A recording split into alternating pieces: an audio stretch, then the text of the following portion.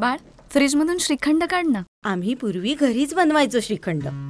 त्याची चवच वेगळी होती. आता काय सगळं रेडीमेड.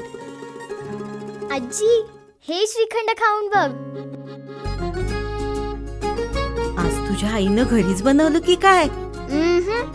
हे आहे गोकुळचं श्रीखंड. अगदी जिभेवर रेंगाळणार. जिभेवरच नाही तर मनावरही रेंगाळणार. गोकुळ श्रीखंड, मनावर रेंगाळणार.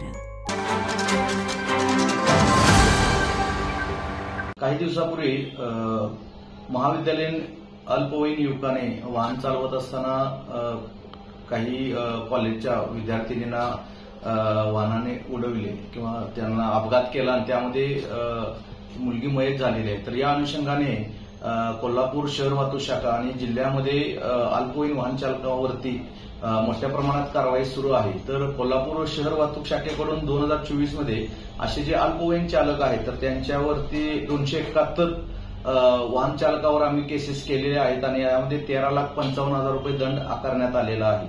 तसेच 2025 मध्ये 280 अल्पवयीन वाहन चालकावरती कारवाई करण्यात आलेली आहे आणि यामध्ये 14 लाख रुपये दंडाची आकारणी करण्यात आलेली आहे.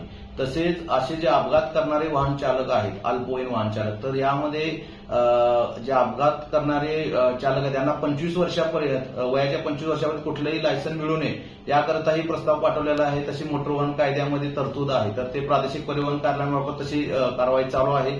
तसेच जे वाहन आहे अपघातामध्ये त्या मुलानं वापरलेलं ते वाहन सुद्धा 1 वर्षाकरता निलंबित करण्यात येणार आहे. ते वाहन रस्त्यावरती येणार नाही.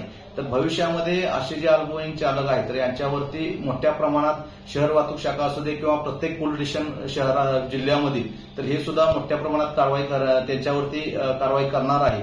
तर सर्व पालकांना विनंती आहे की आपण आपल्या मुलांना त्यांची जोपर्यंत त्यांना वाहन चालवायचा परवाना मिळत नाही तोपर्यंत वाहन देऊ नये आणि अपघाताचे असे गंभीर प्रकार घडू शकतात त्यामध्ये पालकांनाही शिक्षेची तरतूद आहे. यामध्ये जे मुलाने अपघात केलेला आहे तर त्याच्या पालकांना यामध्ये आरोपी करण्यात आलेला आहे. त्यांना पण भविष्यामध्ये यामध्ये शिक्षा होऊ शकते. तर सर्वांना आव्हान आहे की अल्पवयीन मुलांना वाहन चालवण्याकरता देऊ नये.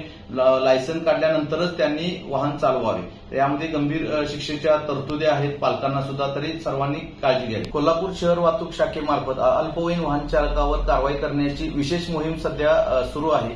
तर जे कोल्हापूर शहर आणि परिसरामध्ये जे महाविद्यालय आहे तर तिथं अल्पवयीन जे चालक येत आहेत तर त्याच्यावरती आम्ही कारवाई सध्या करणे चालू आहे.